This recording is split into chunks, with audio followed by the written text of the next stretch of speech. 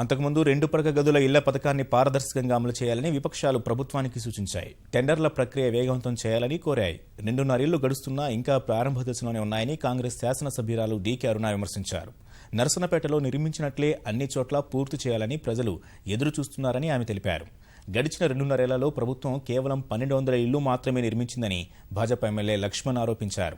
యుద్ధ ప్రాతిపదికన 2 పడక గదుల ఇళ్ల నిర్మాణం చేపట్టాలని కోరారు. అధ్యక్ష, ముఖ్యమంత్రి గారు ఎర్రవల్లి గురించి ఓ పక్క డంకా బజాయి చెప్పుకుంటుండే అధ్యక్ష. హరీష్ రావు గారేమో సిద్దిపేటలో గుట్టు చప్పుడు కాకుండా 2000 ఇళ్లు కట్టుకుంటున్నాడు అధ్యక్ష. మేము ఎమ్మెల్యేం కాదు అధ్యక్ష, మరి మేము కట్టేది అధ్యక్ష. మా దగ్గర ఉన్న ప్రజలు ఆంధ్ర ప్రజలు అధ్యక్ష, తెలంగాణ వాళ్ళు కాదా అధ్యక్ష. ఇప్పుడు ఎర్రవల్లిలో కానీ నర్సంపేటలో కానీ ఒక్కొక్క ఇంటికి జరిగినటువంటి ఖరీదు ఎంత, ఆ గ్రామానికి మొత్తంగా ఖర్చు పెట్టినటువంటి ఖర్చును కూడా అన్ని గ్రామాల్లో అదే విధంగా ఖర్చు పెడతారా? కేవలం అది ఎర్రవల్లికి నర్సన్నపేటకే పరిమితమా?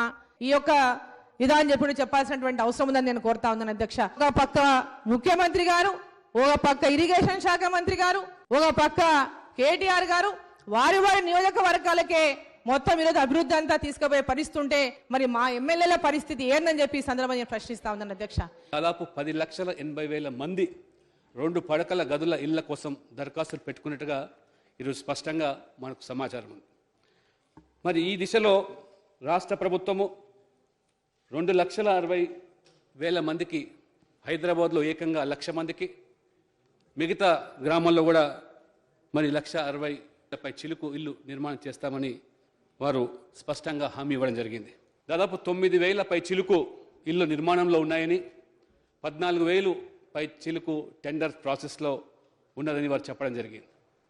ఈ రకంగా చూస్తే 2.5 సంవత్సరాల్లో కేవలం 1,200 మందికి మాత్రం ఇల్లు కట్టించగలిగితే, ఇంకా మిగతా 2.5 సంవత్సరాల్లో ఏ రకంగా ఈ 2 లక్షల చిలుకు ఏదైతే ఈ ప్రభుత్వం మీద ఆశలు పెట్టుకున్నారో తీసుకునే చర్యలేందో స్పష్టంగా ముఖ్యమంత్రి గారి యొక్క మరి ప్రకటనలో కూడా పూర్తి భరోసా ఈరోజు పేదలకు కల్పించలేకపోతా ఉన్నది.